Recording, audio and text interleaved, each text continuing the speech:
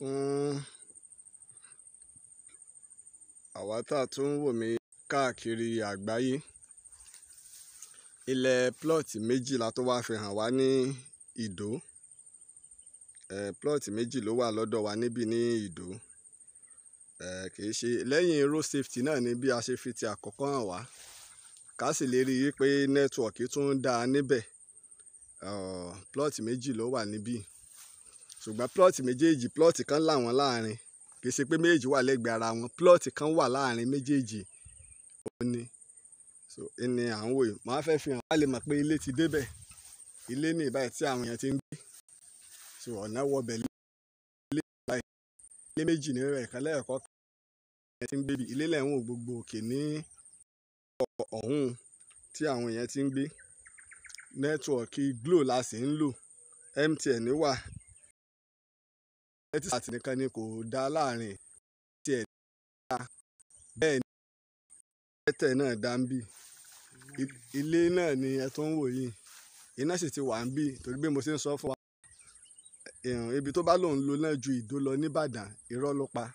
Ilẹ̀ náà ni a fẹ́ fi hàn wá. Ẹ rí i pé wọ́n ti kan ilé. Wọ́n ṣe régodo. Ibi ilẹ̀ tá à ń sọ náà ni ìlàwà yìí.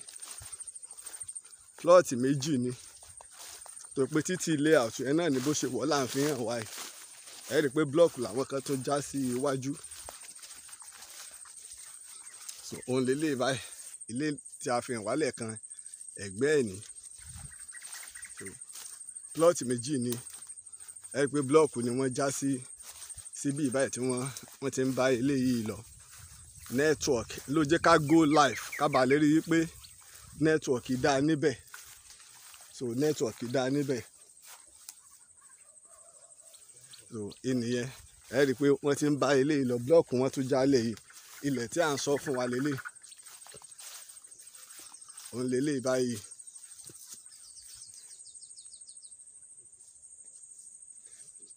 Òun lélẹ̀ báyìí méjèèjì ni à ń sọ fún wa. So ká bàa lè rí i. Ó tó wá padà lọ síbi ìta àkọ́kọ́ fi hàn wá lókè.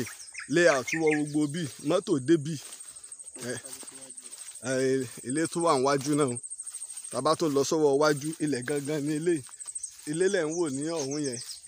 Torí Ìdó ó sì fi ọkàn balẹ̀. Ṣé ẹ rí báyìí?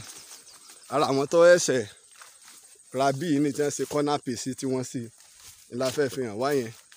So gbogbo ẹ̀ pátápátá ní layout gbà kọjá. Nẹ́tíwọ̀kì dẹ̀ dá. Iná dẹ̀ wọ bí.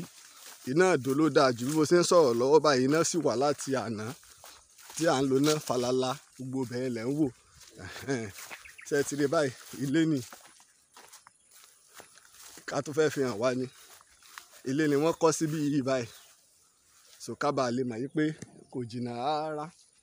So ilé tó ní. So kò tó débi ilé tá a wá fi hàn wá yìí. Ibi tá a pilẹ̀ ọ̀ọ́kán yẹn ni ilẹ̀ yẹn wà. Sí ilé kẹta. Ibi ilé tí wọ́n ti ń gbé. Afẹ́fẹ́ wá ní pé títì yẹn ni ló débi ilé tí wọ́n ń ṣe lọ́wọ́ yìí. Torí náà ẹni bá nífẹ̀ẹ́ sí Ìdó ló wà lẹ́yìn road safety. Ọ̀nà yẹn ó tó lọ sọ́nà Alágbà pápá. Ṣùgbọ́n àní dé Alágbà rárá. A sì ní dé pápá. Àní dé pápá. Ó ní eléyìí. So plọ́ọ̀tì méjì ló wà ńlẹ̀ ń bí. Plọ́ọ̀tì méjì ló wà ńlẹ̀ ń bí. Plọ́ọ̀tì méjì.